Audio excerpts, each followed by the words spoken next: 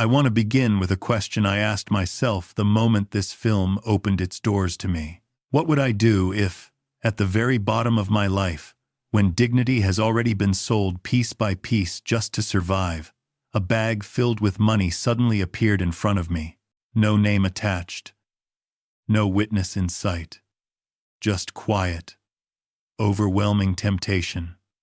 Beasts. Clawing at straws does not rush to answer that question. Instead, it places me inside the silence that follows it, where morality hesitates and instinct begins to speak. This story does not start with heroes or villains. It starts with exhaustion. The kind of exhaustion that comes from being poor in a world that punishes weakness without mercy. I am introduced to people who are not broken by choice, but by circumstance. A middle-aged man who has spent his life working honestly, only to find that honesty does not pay medical bills, tuition fees, or rent. A woman whose body has become collateral in a marriage defined by violence and control. A man in a pressed shirt and polite smile, hiding debts that grow faster than his courage. These people do not wake up wanting to do wrong. They wake up wanting the pain to stop. Then the bag appears. Luxurious, heavy, silent. It is not dramatic in its arrival, and that is precisely why it feels dangerous. No thunder, no warning, just money, resting there as if it belongs nowhere and everywhere at once. I feel the film tightening its grip at this moment. Because the bag is not merely an object. It is a question thrown at the soul.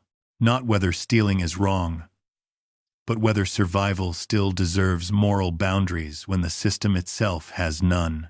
What unsettles me is how gently the film approaches temptation. No character lunges for the money immediately. There is hesitation, rationalization, a pause long enough for excuses to form. I will return it later. These are not the thoughts of monsters. They are the thoughts of ordinary people pushed too far.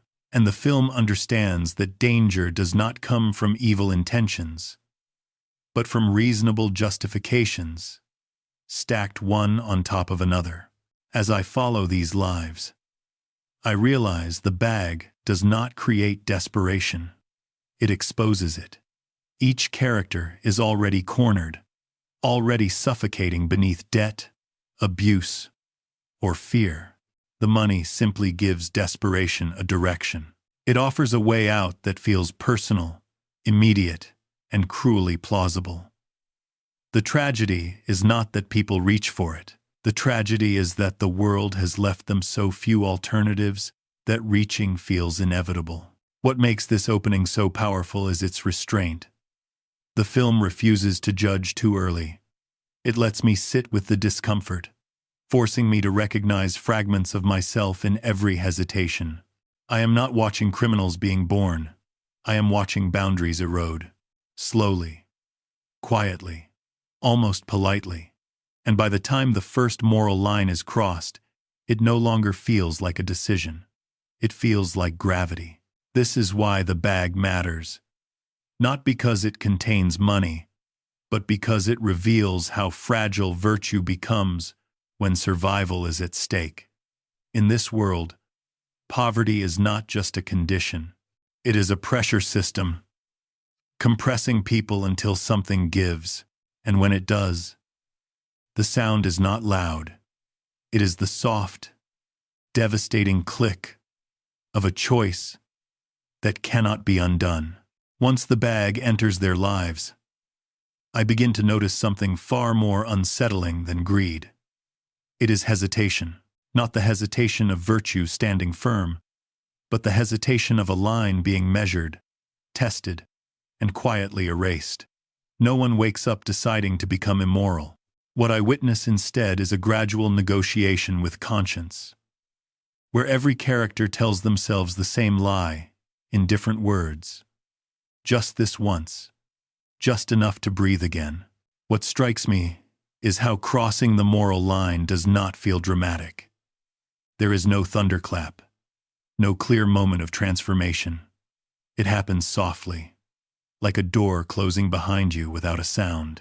The first compromise is always small, almost reasonable. I will hold on to the money for now. I will decide later. I am not hurting anyone yet. These thoughts do not belong to villains. They belong to people who are tired of losing. As the story fractures and reassembles itself through its non-linear structure, I begin to see how one decision poisons the next. Once the line is crossed, even slightly, turning back becomes harder than moving forward. Every lie demands another lie to support it. Every secret creates a new vulnerability. Fear becomes the driving force, and fear does not tolerate hesitation. At this point, morality stops being a compass and becomes an obstacle. What the film understands deeply, and what I feel with growing discomfort, is that ethics collapse faster under pressure than under temptation. Money alone is not enough to corrupt, but money, combined with desperation, shame, and the threat of losing everything, creates a perfect storm. In that storm, survival becomes the highest principle, and all other values quietly step aside. I watch characters who once appeared ordinary begin to justify actions they would have condemned in others. Violence does not arrive as cruelty. It arrives as necessity. Betrayal does not feel like malice. It feels like efficiency. The film never excuses these choices, but it refuses to simplify them. It shows how people do not fall into darkness because they want to, but because they believe there is no light left to reach. What unsettles me most is how familiar this logic feels. The idea that I would never do such things is comforting, but the film does not allow that comfort to stand. It keeps asking the same quiet question. At what point would you decide that rules no longer apply to you, not because you are evil, but because you are afraid? Because you are cornered, because you are tired of being powerless. The moral line, once crossed, does not disappear. It moves. It retreats further into the distance, demanding greater sacrifices each time. What once seemed unthinkable becomes merely unpleasant. What was once unpleasant becomes routine, and routine is where true danger lives. The characters are no longer choosing between right and wrong. They are choosing between options that all feel wrong, and selecting the one that hurts the least in the moment. By the time consequences begin to surface, it is already too late. The film makes it clear that the punishment is not delivered by fate or karma alone. It is built into the choices themselves. Crossing the line does not lead to freedom. It leads to entrapment. The more they struggle to escape, the tighter the net becomes. As I move through this part of the story, I realize the film is no longer asking who is guilty. It is asking how guilt is born. And the answer is not sudden evil, but gradual surrender. The surrender of principles, of empathy, of the belief that there is another way. When moral lines are crossed in this world, they are not shattered. They are quietly stepped over, again and again, until the distance back becomes impossible to measure. At this point in the story, I stop thinking of the characters as individuals with separate paths. I begin to see them as reflections trapped in the same mirror, all distorted by the same pressure. The title finally reveals its meaning to me, not as a metaphor chosen for style, but as a truth the film has been patiently leading toward. These people are not chasing wealth. They are clawing at survival. And when survival becomes the goal, dignity becomes optional. I feel the world of the film growing colder and more primitive. The social rules that once gave shape to daily life begin to dissolve. What replaces them is not chaos, but a harsh order ruled by instinct. Eat or be eaten. Hide or be exposed. Strike first or disappear. In this environment, people stop behaving like citizens and start behaving like creatures backed into a corner. The film does not condemn them for this transformation. It simply observes it with unsettling clarity. What unsettles me most is how logical this descent feels. When every door has been shut by debt, violence, and indifference, the bag of money becomes more than temptation. It becomes permission. Permission to stop explaining yourself. Permission to stop being patient.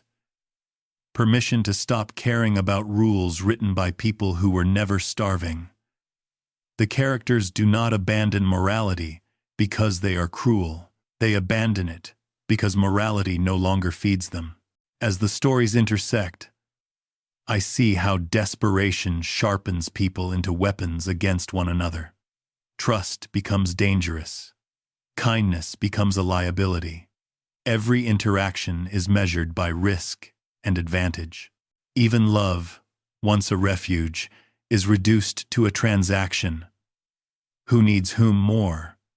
Who can be sacrificed? Who must be protected at all costs? In this world, empathy survives only when it is useful. The film's brilliance lies in its refusal to draw clean lines. There are moments when I catch myself sympathizing with actions I know are wrong. Not because the film manipulates me, but because it exposes how thin my own moral certainty really is. When I imagine standing where they stand, feeling the same walls closing in, I can no longer say with confidence what I would do differently. That realization is deeply uncomfortable, and that is exactly the point. The bag of money moves like prey through a pack of starving animals.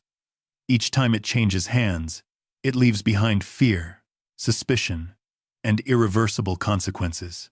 Yet no one ever truly possesses it. The money does not save anyone. It only keeps them running from creditors, from abusers, from their own previous choices. The harder they chase it, the more feral they become, until the original reason for wanting it is lost entirely. I begin to understand that the beasts in the title are not monsters hiding in the shadows. They are ordinary people stripped of safety and options. The straw they cling to is evidence of how little support the world offers them. And just like a real straw, it cannot hold their weight. It snaps, again and again, leaving only bloodied hands and shattered illusions. What remains haunting is the absence of malice. Most of the damage is not driven by hatred, but by urgency, the need to escape, the fear of falling further, the refusal to be the weakest one left standing.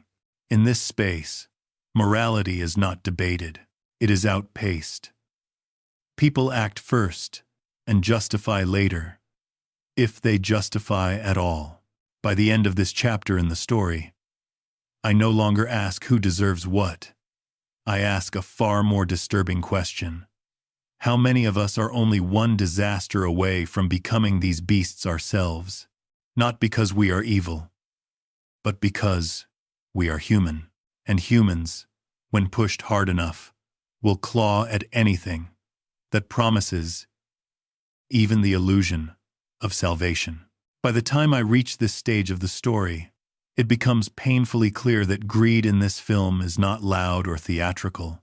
It is quiet, methodical, and relentlessly logical.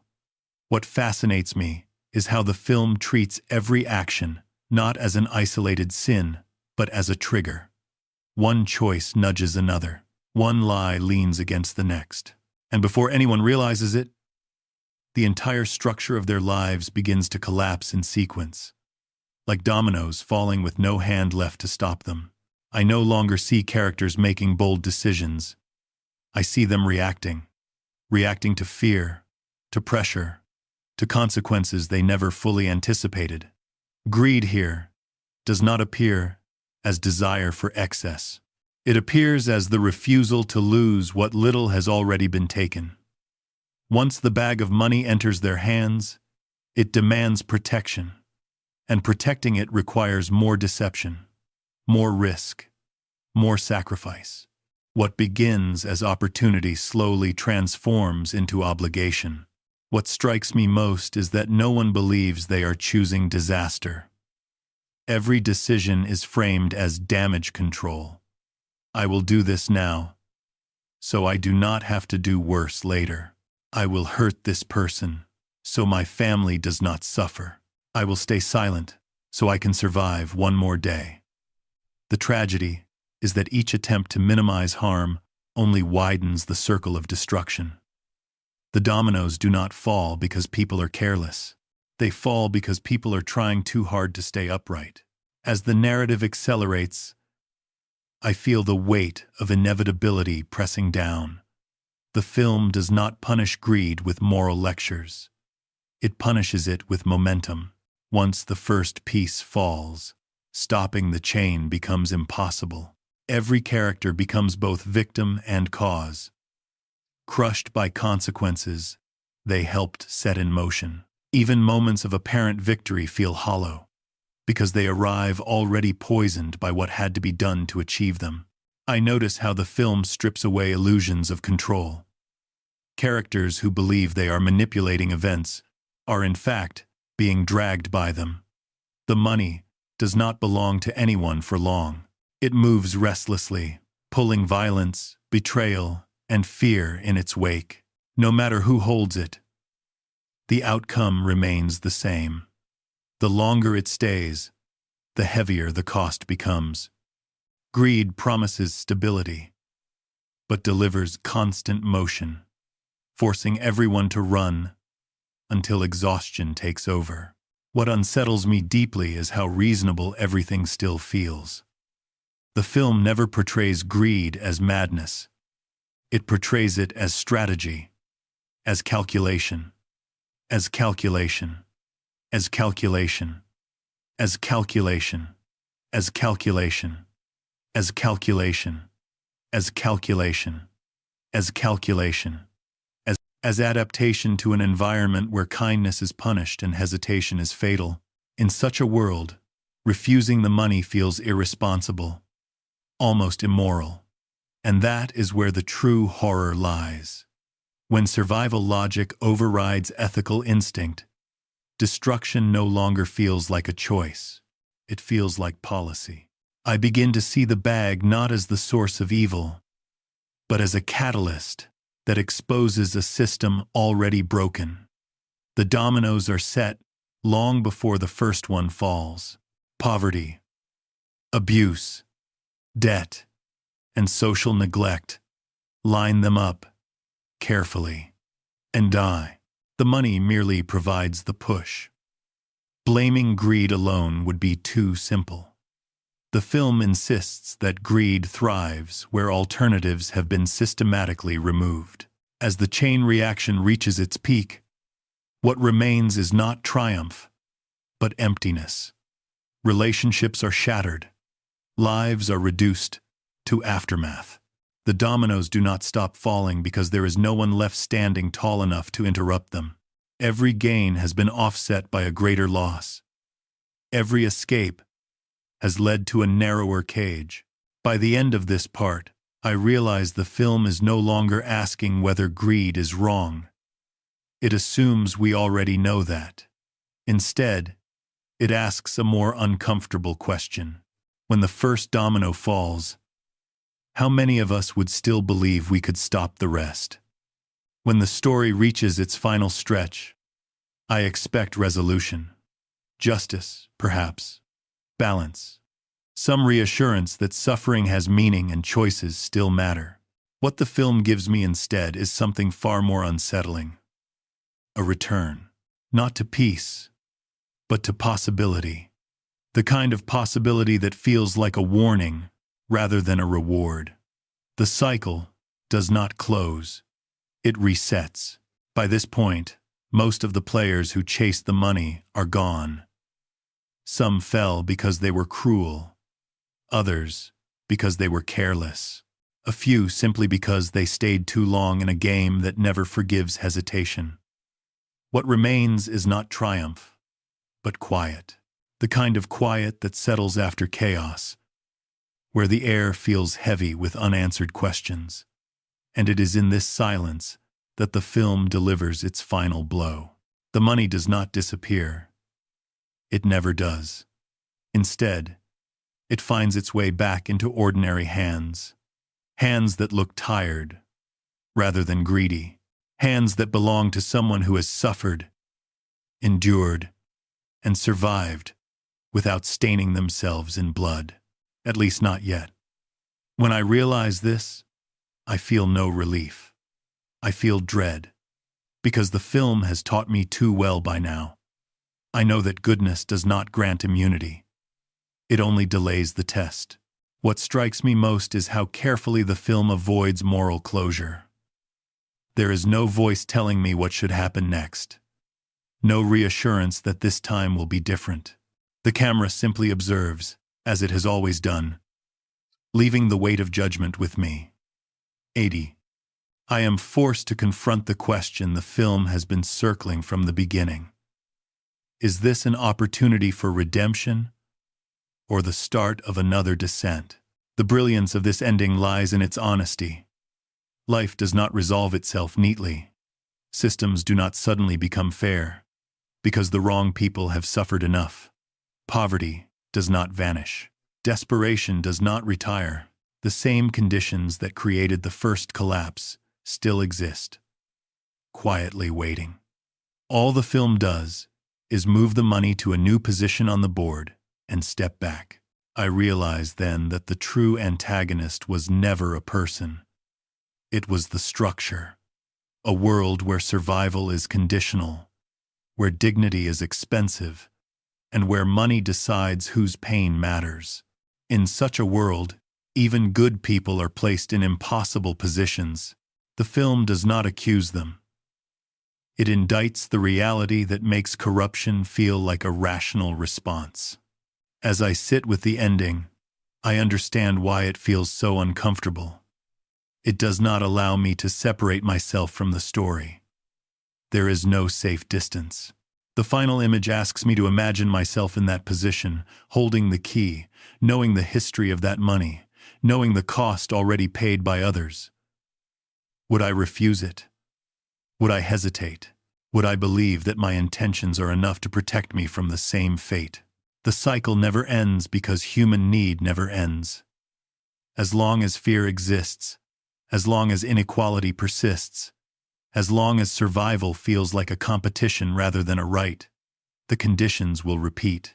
The film does not suggest that people are doomed to fail. It suggests that they are constantly tested, often without consent, and rarely with support. In the end, Beasts Clawing at Straws leaves me not with despair, but with unease, a quiet, lingering awareness that morality is not a fixed trait, but a fragile practice, one that must be defended daily, not in comfort, but in crisis. The cycle continues, not because people are evil, but because the world keeps asking the same cruel question. And until that question changes, the answer will always remain uncertain.